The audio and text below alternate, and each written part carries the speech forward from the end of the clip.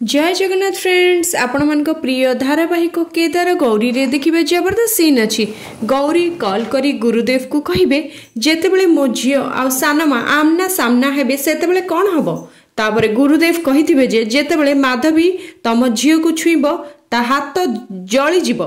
तापरे गौरी शिविका को धरी माधवी पाखकु जिबे आ कहिबे आपण कौन शिविका उपरे खुशी नहांती कि आपण तो आज पर्यंत केबे भी शिविका को कोल को नहीं नहांती।